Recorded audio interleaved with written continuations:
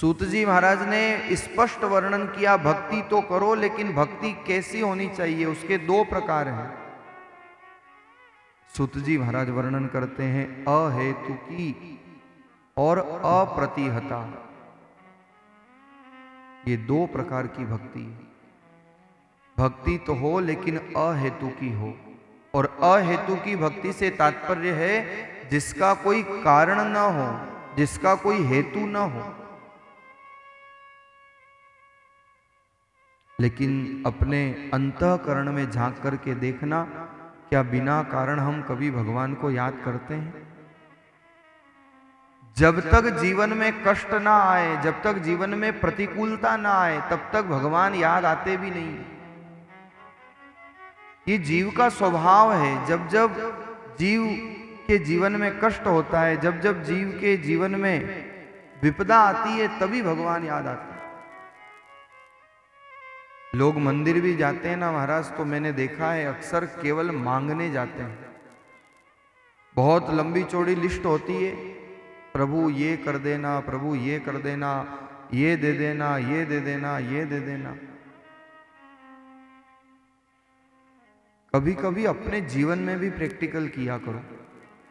आप भगवान के पास जाकर के रोज कुछ न कुछ मांगते हो, रोज कुछ न कुछ मांगते हो। कभी अपने जीवन में आप ऐसा सोचो कि आपके घर पर कोई व्यक्ति रोज आए और आकर के रोज कहे कि भैया आज ये दे दो, आज ये दे दो, आज ये दे दो। आप घबरा नहीं जाओगे? आप हाथ जोड़ लोगे और कहोगे भैया तू मांगने ही आता है क्या?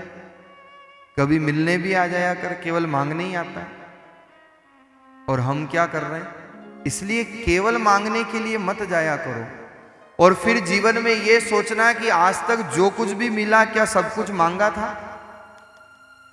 बहुत सी ऐसी वस्तुएं हैं, बहुत से जीवन के ऐसे क्षण हैं जिसकी हमने कल्पना भी नहीं की होगी कि प्रभु कृपा से ऐसा भी संभव हो जाएगा। लेकिन भगवान ने अहेतु की कृपा की है, बिना कारण ही कृपा की है।